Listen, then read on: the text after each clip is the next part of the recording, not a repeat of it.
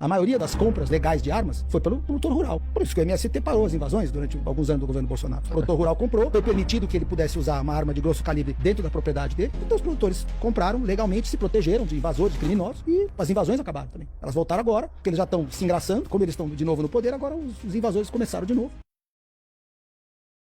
Alguma dica de sucesso? Mantenha-se longe da esquerda, não assista a Globo, não assista ao Jornal Nacional, escute o podcast Três Irmãos, não confie no Estado, não dependa do Estado e busque se informar por conta própria.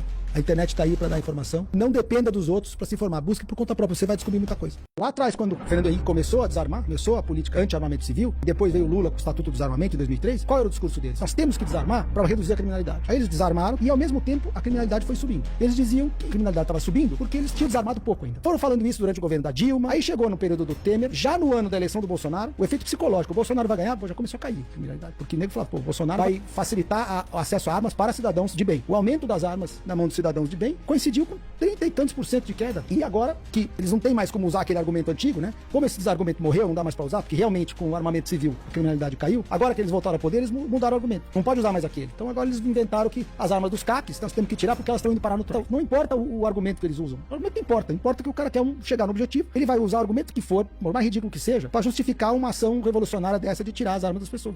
O Brasil tá numa ladeira rumo a uma ditadura. Eu acho que já deu uma largada, estamos no meio do caminho, nós estamos muito perto de uma situação onde a gente não volta mais. Dizem que vão fazer muita coisa, estão fazendo muita coisa, mas ainda não chegaram naquele ponto onde realmente não tem retorno. Eles ainda não desarmaram a população de bem, porque você percebe nas políticas anunciadas, a intenção é só desarmar cidadão de bem. Não tem intenção nenhuma de tirar arma de traficante, tirar arma de bandido, não. É só, tudo agora é contra os CACs. Tem quase 1 milhão de CACs no Brasil, a maioria maciça dos CACs é cidadão de bem. Não tem arma para sair dando tiro em ninguém. O aumento das armas na mão dos cidadãos de bem coincidiu com 30 e tantos % de queda dos homicídios. Não faz sentido, a gente sabe que não faz sentido, eles sabem que não faz sentido, mas não interessa. Para essas pessoas que têm mentalidade revolucionária, não interessa o discurso, interessa o objetivo.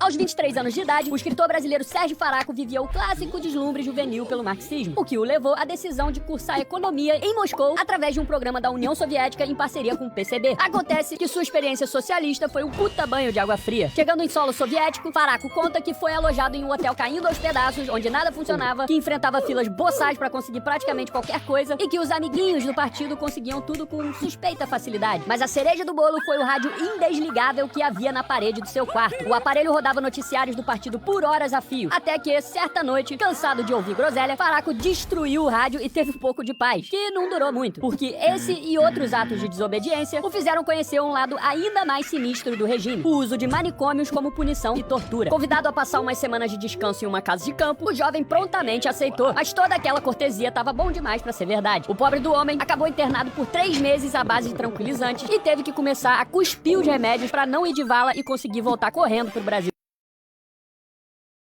As torturas que viveu Luís XVII.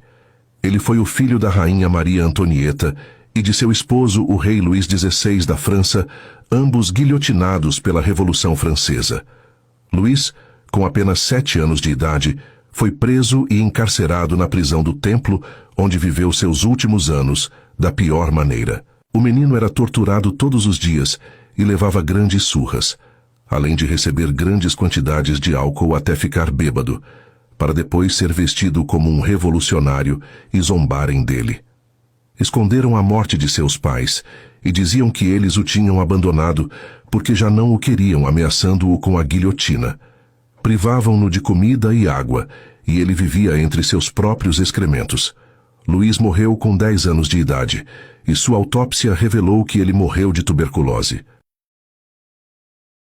Esse ditador teve um fim horrível transmitido ao vivo na TV. Nicolae Ceausescu governava com nepotismo, colocando familiares em posições de poder e mergulhou o país em corrupção. Enquanto o povo enfrentava escassez de alimentos e energia, ele gastava fortunas em projetos megalomaníacos, como o Palácio do Parlamento, uma das maiores construções administrativas do mundo, que consumiu recursos valiosos. Nicolae Ceausescu foi o ditador da Romênia por mais de 2 décadas. Sua queda, em dezembro de 1989, aconteceu após protestos em Timisoara contra a repressão e as condições de vida precárias. As manifestações se espalharam pelo país, resultando em conflitos armados e no colapso do regime. De um lado, estavam as forças de segurança leais ao ditador, incluindo a Securitate, a temível polícia secreta. Do outro lado, estudantes, trabalhadores e cidadãos comuns. Em 21 de dezembro, Ceausescu tentou conter a revolta com um discurso em Bucareste, mas a multidão, que costumava aplaudi-lo, começou a vaiá-lo, sinalizando o colapso do regime. Após esse evento,